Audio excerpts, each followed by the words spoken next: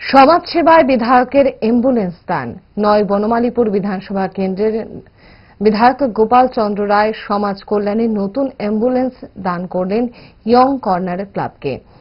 বিধায়ক এলাকা উন্নয়ন তহবিলের আর্থিক অনুকূল্যে এই অ্যাম্বুলেন্স দান করলেন আজ। জানা গেছে এই গাড়ি ক্রয়ে মোট ৮ লক্ষ টাকা ব্যয় করা হয়েছে বলে জানা গেছে। এদিনের অ্যাম্বুলেন্স দানের আসরে অন্যান্যদের মধ্যে উপস্থিত ছিলেন স্থানীয় পুর নিগম কর্পোরেটর সহ ইয়ংস কর্নার ক্লাবের কর্মকর্তারা। এ বিষয়ে গোপাল চন্দ্র রায় জানান, বিধায়ক এলাকা উন্নয়ন তহবিল থেকে আমি বনমালীপুরে মনে হয় 9টা অ্যাম্বুলেন্স দিয়েছি। আজ এটা হলো 10ম, কারণ আমি চাই ডেভেলপমেন্ট অব দ্য কনস্টিটুয়েন্সি।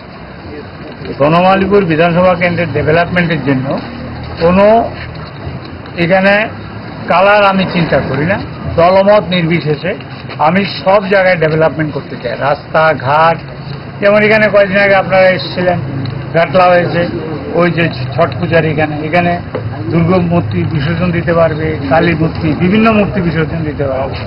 এখানের যে অ্যাম্বুলেন্সটা দেওয়া হয়েছে এটা জনগণের টাকা, জনগণের ট্যাক্সের টাকা। এটা অপব্যয় না করে আমি চাই এটা ডেভেলপমেন্টে ব্যয় হোক, এই জন্য এখানে দিয়েছি। অন্য যে কোনো জায়গায় চাইবে নিশ্চয়ই, এই জায়গাতে কোনো অ্যাম্বুলেন্স নেই।